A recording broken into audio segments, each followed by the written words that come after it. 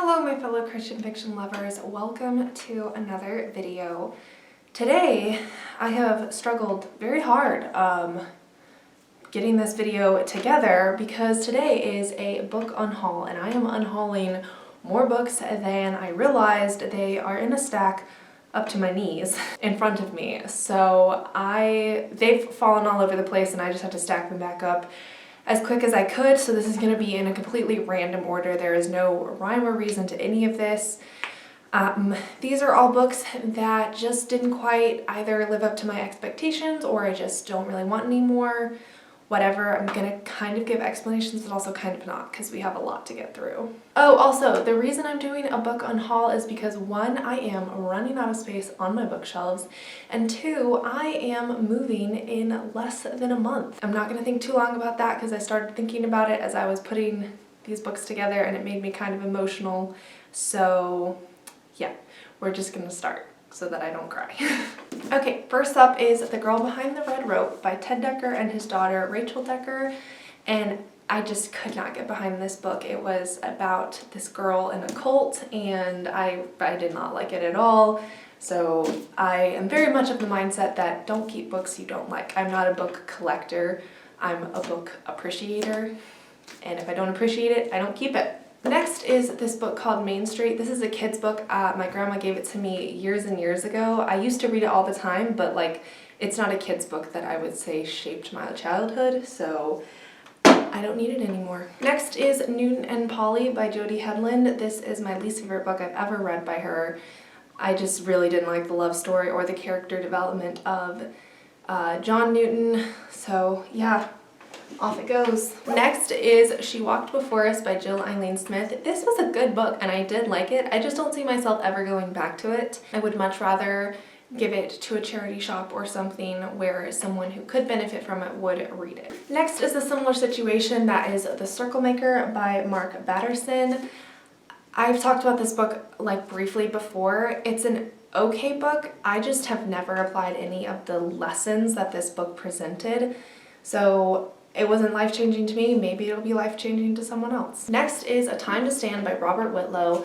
I did expect to really like this book and I really did not like it. The way that the justice system was portrayed and the way it brought race into the justice system, specifically a white police officer shooting a black male juvenile, and then the lawyer who decided to represent his case was a black female. So much potential, so much wasted. Next is a random book I actually found in Switzerland for like 2 francs, and that is The German Boy by Patricia Vostvedt. It was a really strange story. Some books I keep that are strange and I'm like, I'm gonna reread it one day and figure it out better. This book, no, I would never want to reread it again. It's not because the story was bad, it was super intriguing, but it's not something I would want to spend time on again.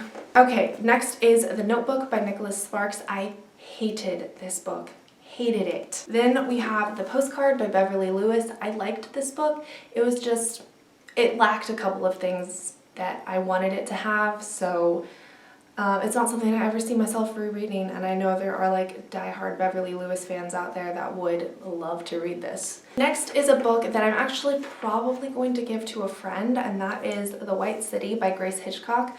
I thoroughly enjoyed this book and loved it. It was a lighthearted mystery romance set during the Chicago World Fair, and it was super cute, but it's not a book that I like love so much that I would want to reread it a million times.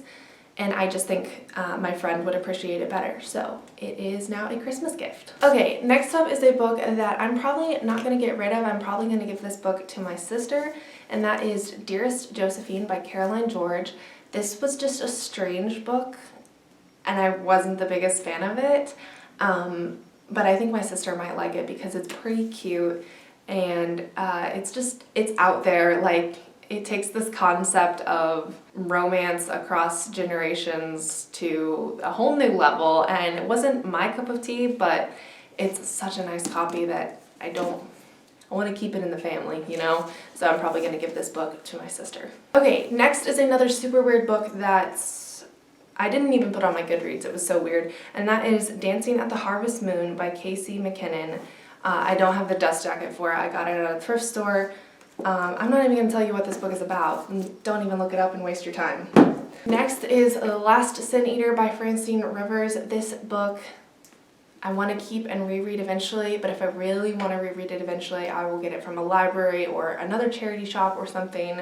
This book just wasn't it. Okay, next up is another Francine Rivers, but it's not because I didn't like the book. It's because I have 2 copies of it, so I might not get rid of this copy though. Where's my other copy? Okay, I'm actually going to get rid of this copy because the one I was holding is the 20th anniversary edition. And no, I'm not a book collector, but the 20th anniversary is cooler. Also, this is Redeeming Love. And the final 2 books are happen to be by the same author, and that is Journey to the Well and Mary Magdalene by Diana Wallace Taylor. These books, I really wanted them to live up to my expectations because I've heard good things, like great things about Diana Wallace Taylor. Both of these books underwhelmed me extremely. Like, they didn't really make me feel anything. So, okay, so that is my unhaul for now. I know I have a couple of books in my mom's house in South Carolina, which is actually where I am moving, that I want to get rid of. I think just 1 or 2, so I might get rid of those books once I get there. Probably won't make a video out of it, but who knows. I've kind of been stockpiling these books for a little while, knowing I was going to do a big unhaul. Actually, by the time this video comes out, all of this stuff will be packed up in boxes and headed to the United States of America. So I think I'm going to vlog a little bit of my process of moving. I am not the best vlogger, and I don't know how many people actually would want to see it, so I might just do 1 or 2.